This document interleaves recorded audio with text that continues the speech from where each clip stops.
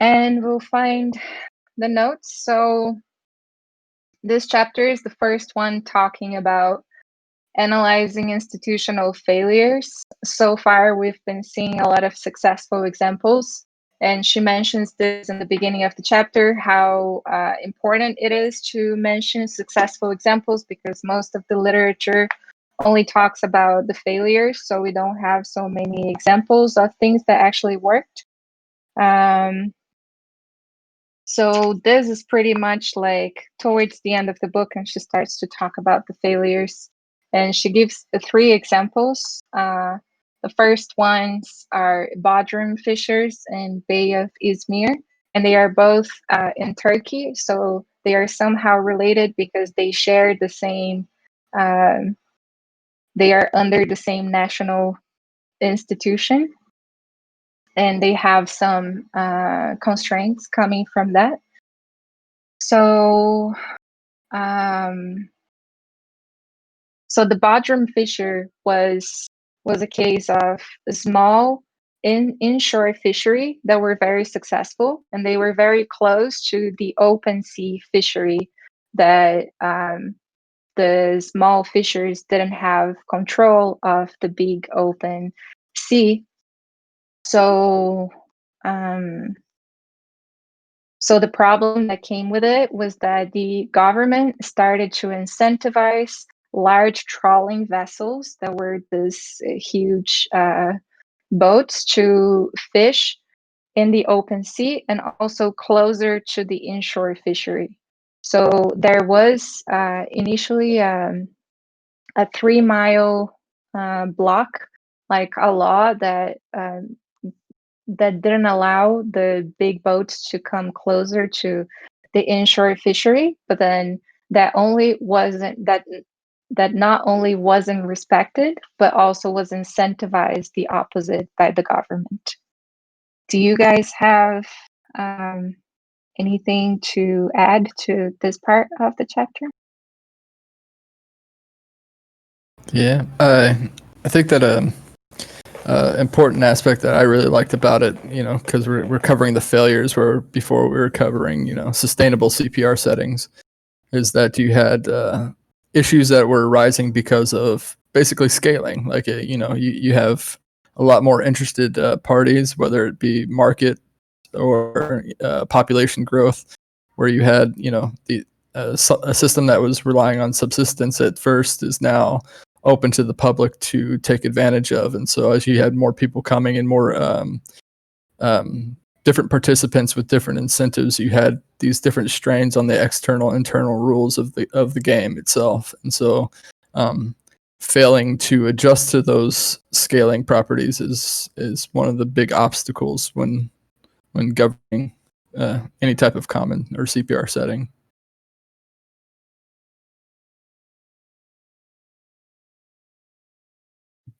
I really liked this section of chapter 5.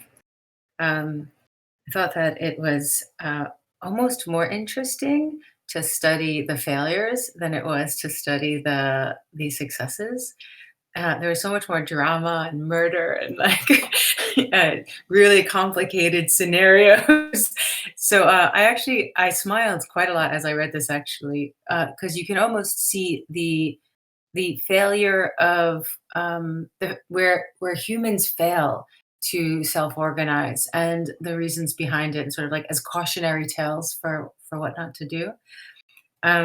What Jake said, what Nate said about sort of external factors resulting in these failures, or at least exacerbating these failures, was also a really good point to note, because it seemed as if the way that these fisheries in Bodrum and Izmir were able to sustain themselves was something that was successful until there was a swell of population, or in one case, the price of certain fish increased fourfold, attracting other people to come profit from that price increase. So it seemed like, it was sort of external factors that forced really complicated rule structures that were then not enforced. So you could almost see every decision is being made, you're sort of watching, you're waiting for the grand failure of some of these. Yeah.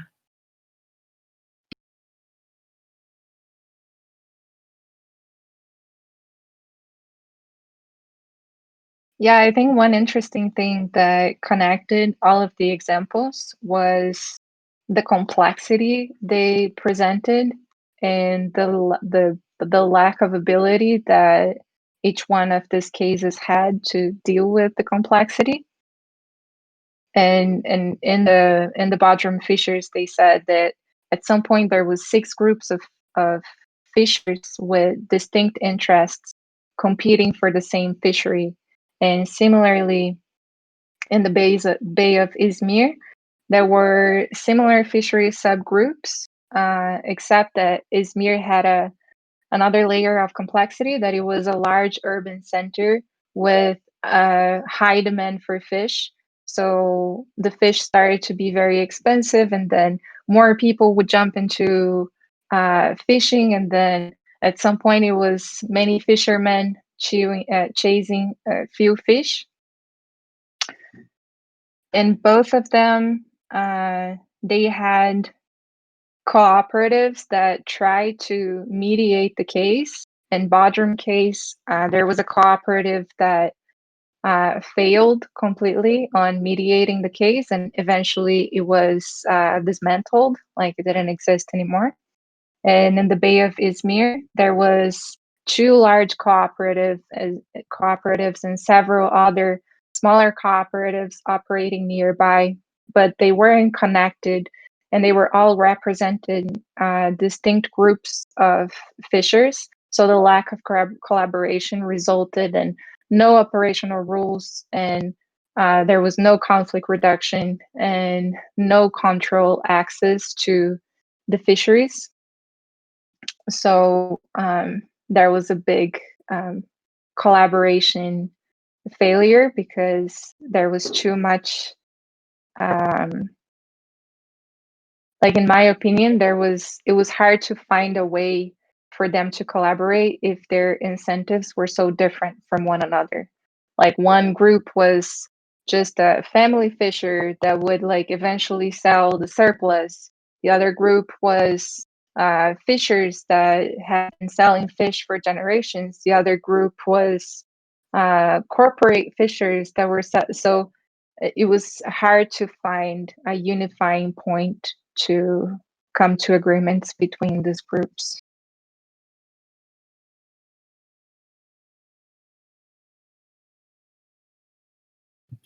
Yeah, that's an important point. And just before she goes on to describe that, she uses this phrase, benign neglect. And it was to sort of encapture that there were licenses. You needed to be a license to fish, but there was an unlimited number of licenses, and there was a rule around what was it? The number of miles offshore. But then there was no. But then and there was a authority that had the ability to monitor that, but a 3-mile zone. That's it. But the Coast Guard didn't enforce it. So there was actually a structure in place that was designed to prevent rent dissipation, but that wasn't respected or enforced. And I like that phrasing, benign neglect, because it really captures that well. Yeah, one aspect I think is interesting is the failure to realize that it's actually a CPR setting in the first place, because you have this kind of fragmented enforcement where, they'll monitor a certain area of the water, and then you have a fishery right next to it. They're all interconnected, but the failure to see that this is one entire ecosystem that's needed to be managed rather than, protecting particular interests, and then other interests were not represented within that government structure. And so I think the failure to see it, that the entirety in a holistic manner, that it's a CPR setting, was a significant failure. I think we do that with a lot of CPR settings today.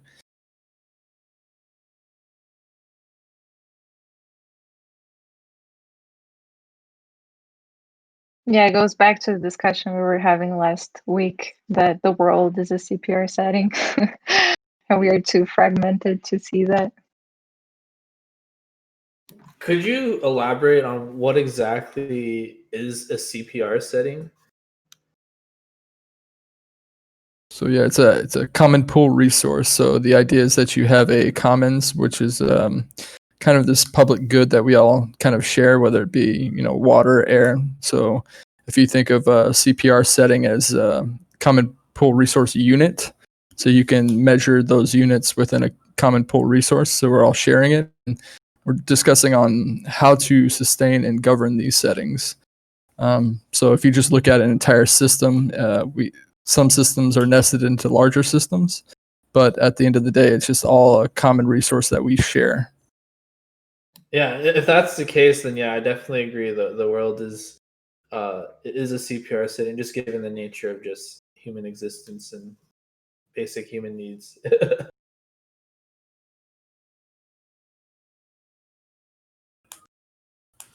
Most definitely.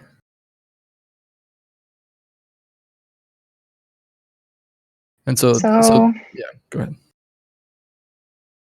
No, go ahead.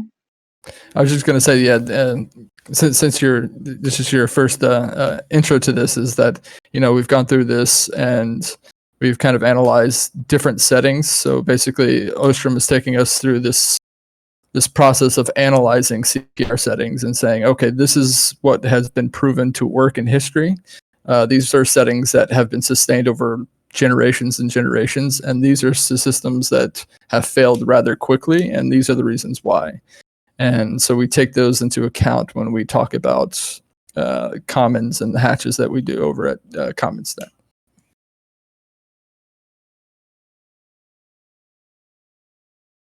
Great. Excellent. I like that for each one. For each one of the examples, she gave a one-liner of what is the problem. And for both of this, Bodrum and Izmir, it is that in a political regime that does not provide arenas in which low-cost enforceable agreements can be reached, it's very difficult to meet the potentially high costs of self-organization. And this is another aspect of it, that any type of trying to enforce the rules that were being provided were always done by external agents like the government. So the government had no incentive to do that. And we've seen that in many examples, that the local people, the ones more involved to the issues, are the ones that have the incentive to fight for it or to want to enforce the rules. So in this case, the rules weren't enforced, and that's what created most of the problem.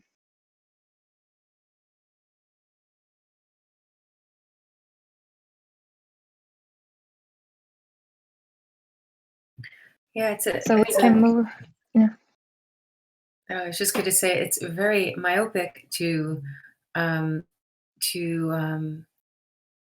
think that the time and effort to invest in something is not going to have long-term rewards.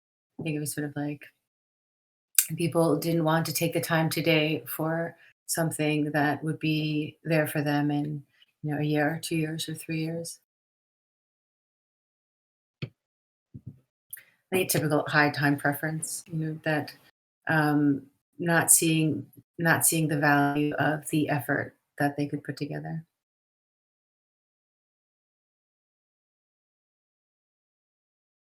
Yeah, not understanding the, yeah.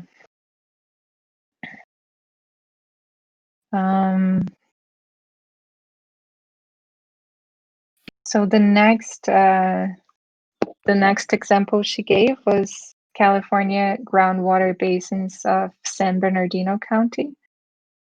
And for this also, the main issue was size and complexity, because San Bernardino is the largest county in the United States, and it actually grabs like weird portions of the country like Hawaii, New Jersey, and I don't know, I couldn't even understand how that practically happens.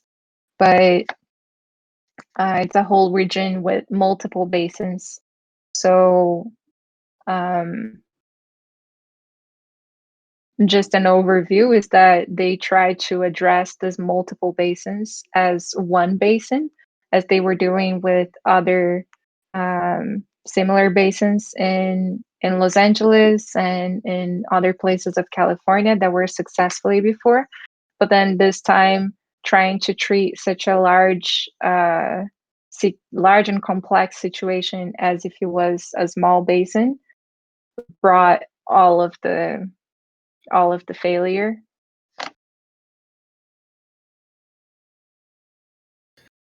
Yeah, and we touched on the central and west basin issues, I think in the last one. But this was interesting because the complexity of managing that system, where we created these associations basically, and to manage these water basins, the more complex we made them, the more conflict that we created among political leaders, experts, and the most important stakeholders. And the more complex it got and the more dire the situation became, the more conflict that ensued. And people started to question, well, who's got the decision-making power over these certain issues and these certain issues and these certain issues? And to figure out who had the rights to make that decision was a very difficult task and led to a lot of different internal failures.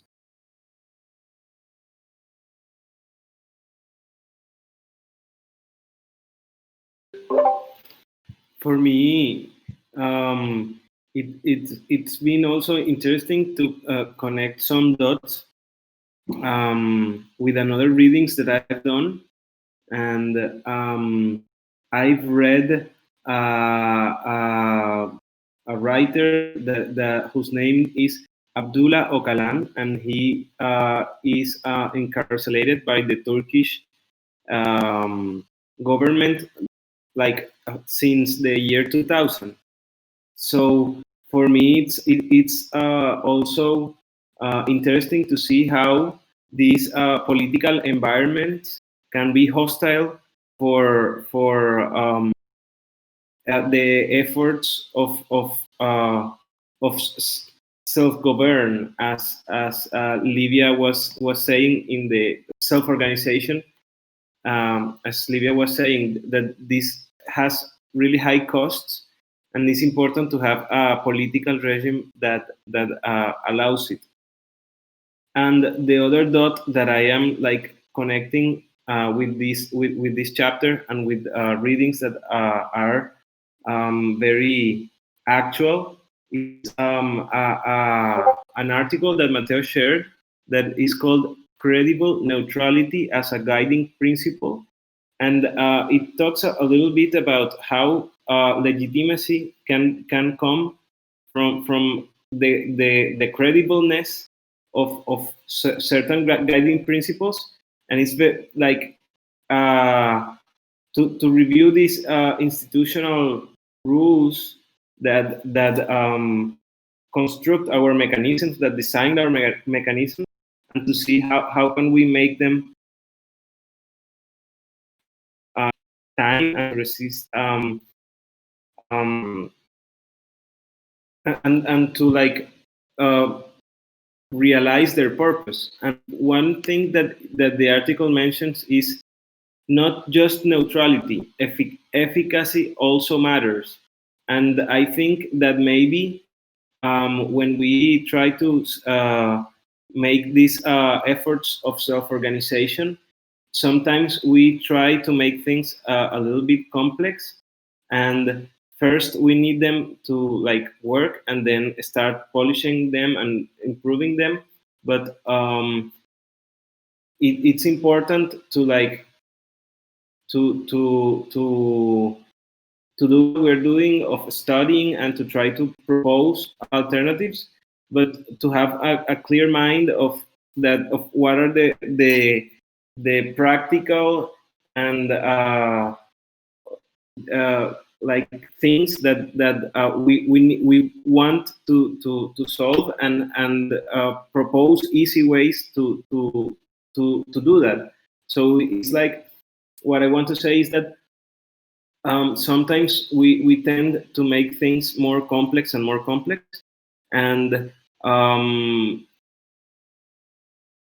just by having legitimacy on agreements, and by like thinking on this institution, on this organization, and in this CPR environment, we can like address very very practical issues that from the ones that we can then build better systems.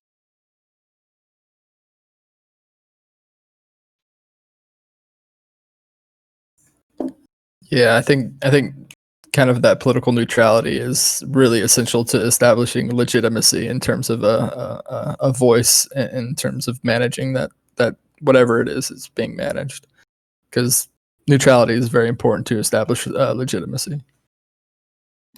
Another thing that should be expanded upon, just like because in the document it actually like specifies how heterogeneity basically causes problems. So when we're speaking about neutrality, like how exactly would you implement like a neutral standpoint in order to, I guess, scale a system? Really, like it doesn't have to be fishery specifically, but other things as well. Well, I think with the go ahead.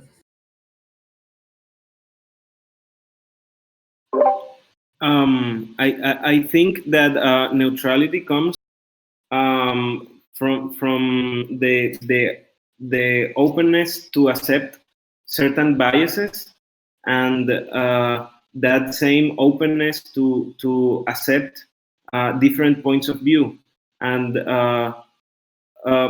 this credible neutrality doesn't have to be like a last word or a last philosophy that should last forever. It should be something very practical that we can like agree on, and we can all believe, we can all like yeah feel represented by these mechanisms, and how like with these technologies that we are using, we can connect all these dots about organizational and institutions and design and mechanisms with the purpose of making neutral agreements on how can we improve for the good of everyone in this CPR setting that we are talking about.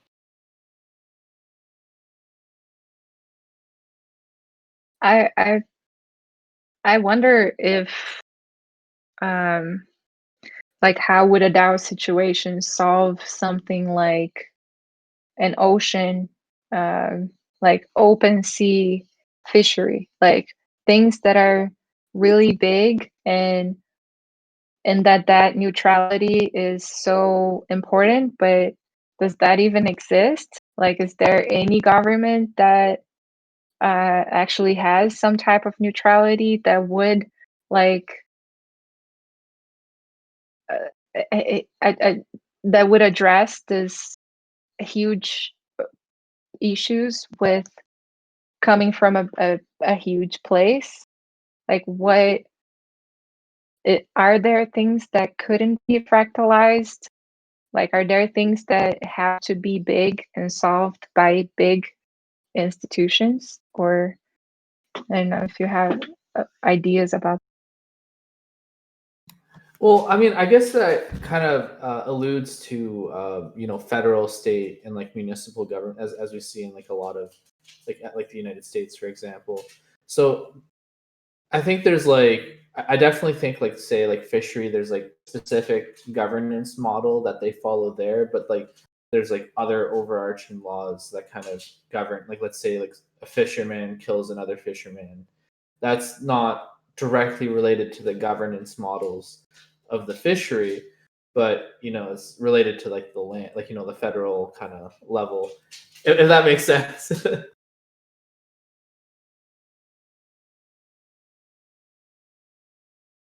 Yeah, and I think you're gonna have heterogeneity no matter what you do in the common setting, especially if you want to scale into those larger areas. And so, it's but even if you establish legitimacy, it doesn't mean that you're going to be very effective in taking your example of local, county, state, federal governments. The federal government has these laws, but states and cities can divert from that if they want to, because at the end of the day, if the federal government wants to enforce their laws, they're going to have to go enforce in those areas. And most of the time, they don't have the ability or the financial capacity or administrative capacity to go enforce those things. And so I think you see that in a lot of areas where trying to link these two concepts of both scaling the legitimacy and neutrality of a political body in terms of governing a commons is that you're going to have conflict almost at every level. And I don't like Olivia said, I don't know if it can be done on a scale through like a DAO type of mechanic, because you're going to have some form of coordination that extends well beyond a local level, and really illustrating to the stakeholders that not only when dealing with commons, you're dealing with large time scales of destruction, but you're also dealing with geographical abstraction. So if a fisherman's in this area, he doesn't really see the damage that's being done 5-10 miles down the road. And the diversity and trying to manage that and from a political perspective is very difficult. And I think heterogeneity is not the problem. I think the problem is just lack of communication between the different aspects that exist.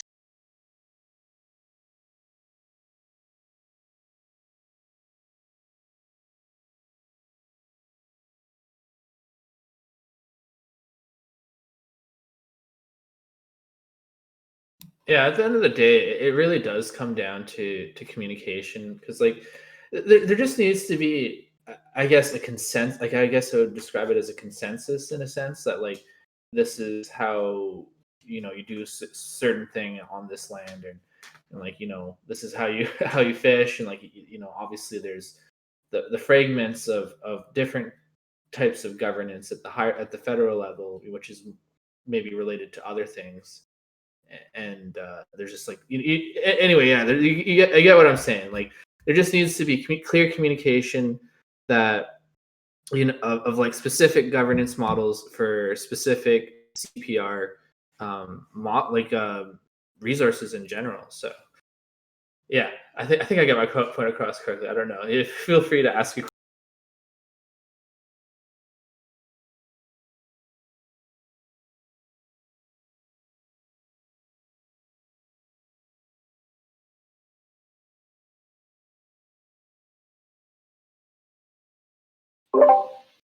Does anyone else has something to add about the California groundwater example?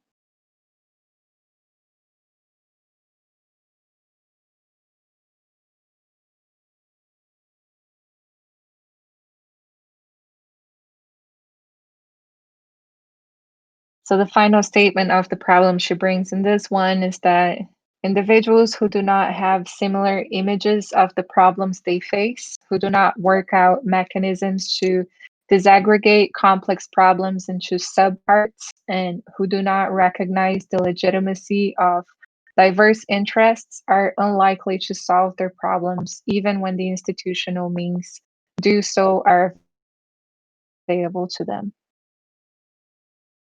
Because unlikely the first examples, they had access to institutional change. So in Turkey, they didn't have access to creating their own rules in a legitimate way.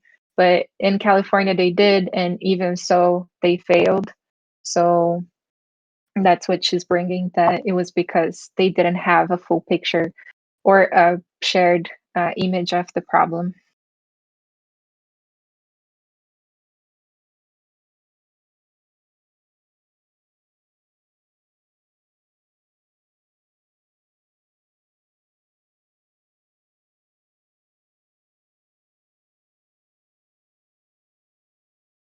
Sri Lankan Fishery. Does anyone wants to bring something?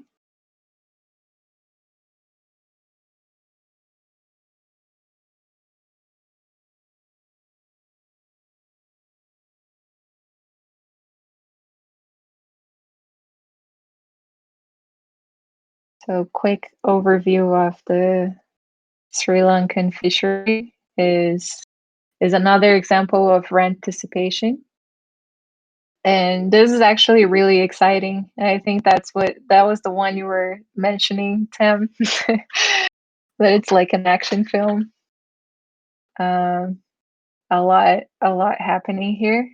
Mostly I'll try to do it, but feel free to cut me or add things to it. So there was this local fishers. There was 20. There was this local fishers. They were fishing in that same place for a long time, and they created a system for all of them that was working really well and for a long time. And they lived in a very violent place. And despite being a violent place, the system they created was working so well. Nobody was fighting about it. It was all great. So the system basically was every family of fishers or a few fishers, they had the net. And this net was the one they would like fish catch a lot of fishes. And in each one of these nets, eight men were needed to catch all of the fish back. So this eight people needed to catch this fish were divided into shares, because then each person would have a share of the fish, and they would sell the fish and divide between themselves. So they divided the fishery itself into columns or layers or different sections, where they had a rotation method that each one of them would at some point be in the most efficient location where they would have the biggest catch. And that was working for them. But then there was a moment that the population really needed labor. There was not enough labor. And then some families were encouraged to invite their sons-in-law to move there to help and be part of the shares of the nets. And a lot of people started to move to Mawel, this town, and they had a 70% population growth in just 30 years. And a big portion of this population became fishermen. So all of a sudden, from a shortage of labor, they had like a huge amount of labor. And a lot of nets started to come into the story. And the government, at some point, 3 years later, limited the number of nets and codified the initial local criteria that they had for accessing the water.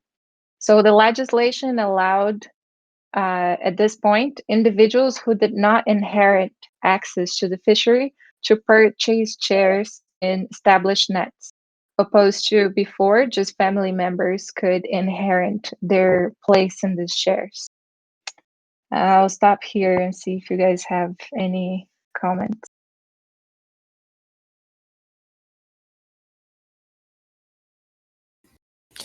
I kind of like the ingenuity of it. It's just, the idea that they would establish a registry basically to say, hey, register your nets, and then we're going to break those nets up into shares, and that way everybody can have a percentage of the overall catch for that period. But yeah, it's an interesting approach to it. That's for sure.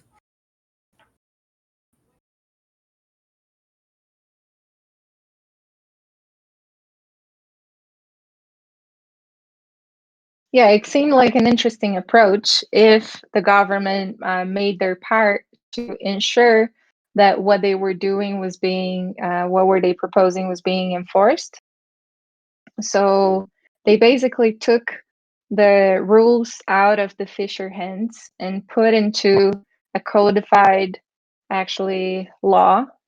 And then they said, okay, and now everyone can come here, but they didn't limit the amount of nets. So a lot of people started to join, and then at some point when they were 77, like from 20 to 77, everyone was like, what, we can't keep growing. There was not enough work for everyone. So a new petition was supported by everyone, even the new people that joined, to limit the number to 77 nets that would be registered. But then people started to come and offer things to the officials, and faction members started to appear. So there was a whole political game happening and different types of incentives going back and forth. And slowly this number started to go up, and it was happening slowly. But then there was a certain faction member that came, and he brought a lot of nets, and he was kind of like didn't ask permission to no one, just stay there. And then conflict started to happen, and then the government, to refrain conflict from happening, regulated his nets. And this was the moment that they started to not be the fishermen themselves, but they were hiring other people to do labor at a minimum wage, and then they would like over profit in the shares. But what started to happen is that those fishermen from the beginning, from those initial 20 nets, they only had one share that back then was enough for them. But then now all of these big players came, and they would buy like 5 shares each, in one in each point of the rotation cycle. So they would always have fish coming. But then for the fishermen that had only one share, sometimes it would take up 3 years for their turn to come to fish. So people weren't able to sustain themselves anymore with the system. The system that they created themselves was actually playing against them at this point, because of how corrupt the government was in exchanging votes and bribes to allow people to come to this situation. Well, what's interesting about that scenario, because like the idea of shares is like you can look at the stock market, for example, and modern monetary theory in general. Like modern monetary theory is when government essentially prints money in order to get rid of insolvency. However, the thing is Bitcoin was created in 2008, right after the financial crisis. And it's just kind of interesting to see how the system of like share-based system started to create like real inequities for fishermen, like people that are physically fishing, simply because like rich people would just buy everything and own everything, and then cause more inequities.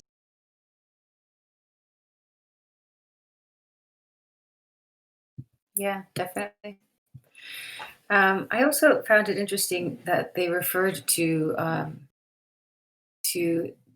these as shares.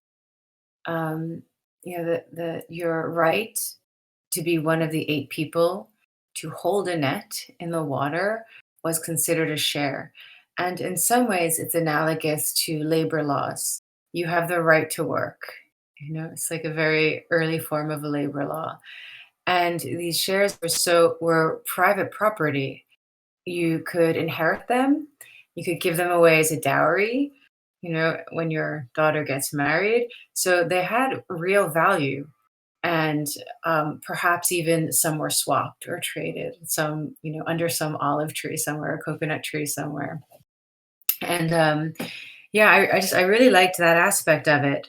And then, as because these were actually valuable, um, tradable shares, there were people who sought to extract as much value as they could, by what you described, owning the shares and hiring laborers to do the physical labor.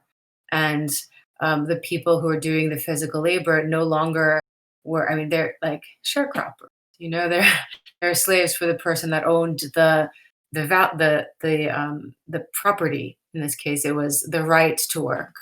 But they didn't have to work; they could hire somebody else to work. So I found it super interesting, and this was definitely the part of this section which I thought would make like a great Shakespearean play, because it had like the really, the evil character who comes and sort of destroys this whole um, community by bringing nets from different areas.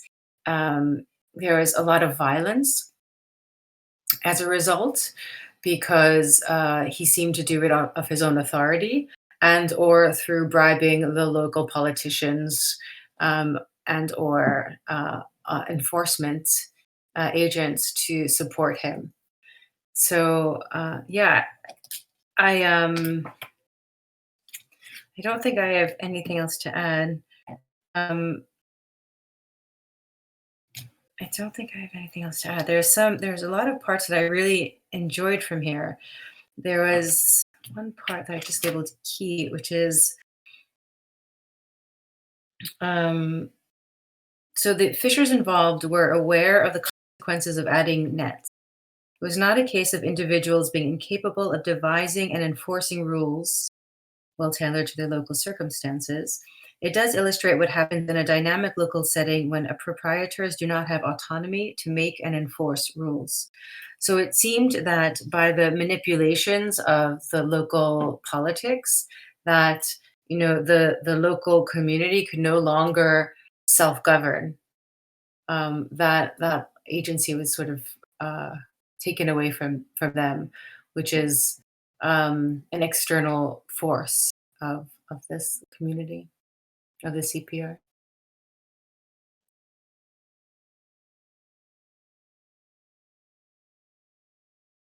Yeah, it's interesting to see like a system where people are, you get too many people trying to game a system, then it turns in on itself, and it becomes a tragedy in itself. And I wonder, because they got to like, I think it was like 84, 85, I think, and they decided to play a different game, and they had a new strategy for these people who brought in new nets, and it worked really well in terms of the cycle that they were going on, until it conflicted with somebody else trying to game in the same way at the same time, and it led to just yeah a failure. But it's interesting to see, when you design a system like that, if you don't take how people are going to game it into account, especially within the local context and their local environment. You had a lot of poor families who were saying, okay, this is not necessarily commons that we need to manage, but a system that we can game for our own benefit. And that became the common norm within that setting.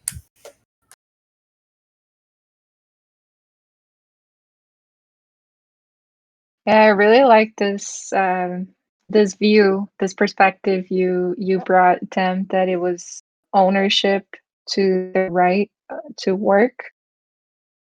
And wow, it blew my mind a little bit. I think I have to think more about this, because I feel like so much of how capitalism kind of got built is on top of this idea of like removing people's ownership to the right to work. But then buying that right, buying that share, and making them work for you, that you have the right, but they have no choice because they are working for your share of the. Yeah, that was Profit. really interesting. I just wanted to, you have the right to work, but they have the right to the profit of your work. Yeah. Indentured servitude. Yeah, I think they even What- call it corporate bondage. I think that's another formal term. I don't know if corporate bondage is exactly how we describe it, but like, yeah, you know, I think those are closely related to that topic. So that's good to touch upon, actually.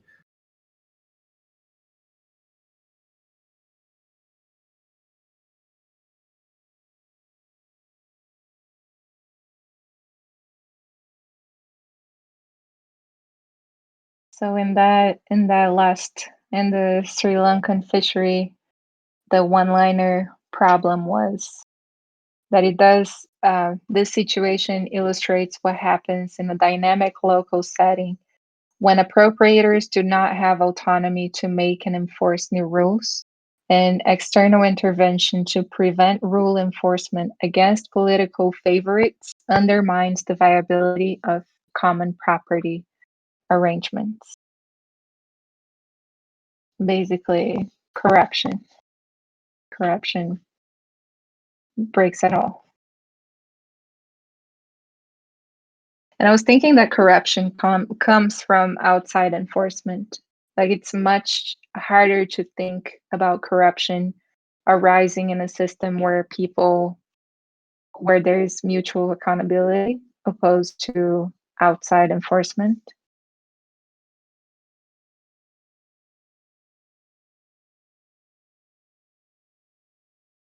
I think that's not a bad way to describe it. I think the major thing when you say that is the accountability aspect. Like there needs to be some sort of like mutual assurance that you know, counterparties benefit or don't benefit based on certain outcomes when it comes to any like CPR related kind of topics or that in general. It actually gets me thinking, because corruption sort of triggered this. You know, it's avarice and profit seeking.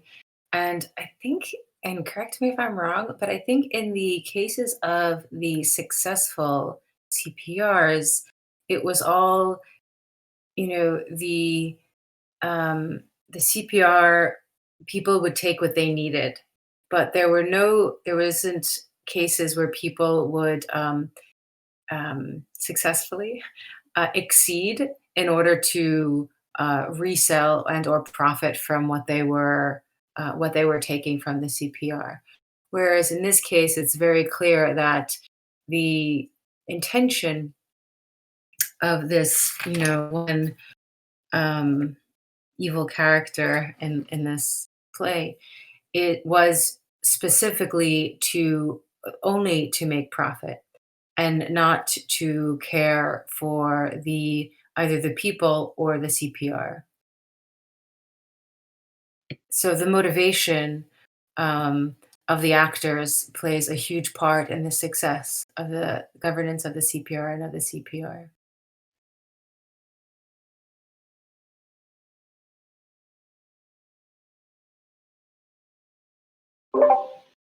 Yeah, I agree because in the other example, the monitors are the appropriators themselves, and when the monitors are not the appropriators, there can be like this corruption associated many factors that one can be like sense of belonging and to the use of the CPR.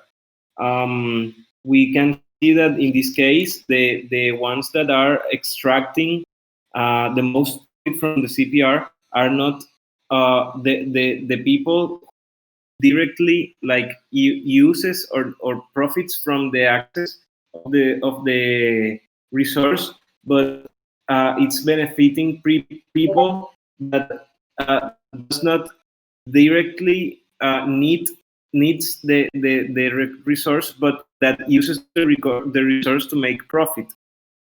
So I think that is a really good point of analysis to see if the ones that are using the resource are using it to make profit, or if they are using it to appropriate and to serve from the resource for their needs, not for their benefit, but for their needs. We're on the top of the hour, and we're gonna do the pen raffling. It's pen time, really quick. And meanwhile, you guys can decide who is gonna lead the next session. That it's the other half of chapter 5. Lone would do a rotative facilitation type of thing. So every week, someone picks a chapter to facilitate. So if you fancy, you're also invited to do that. And now I'm gonna give you guys numbers and shuffle the pen. So Juan is number 1, Tam number 2, Livia 3, Griff 4, Zep 5, Nate 6, Lone 7.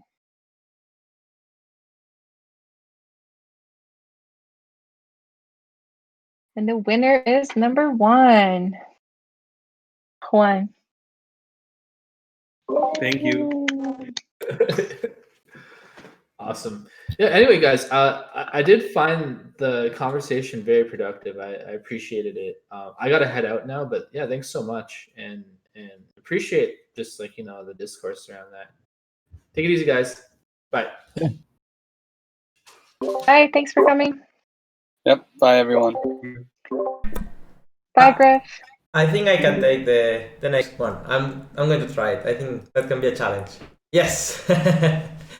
Yes. All right, Zep. Let's go. Cool, Zep. Thanks, Zep. So Thanks, man. everyone. we finish. Bye. Bye. Bye. Good night.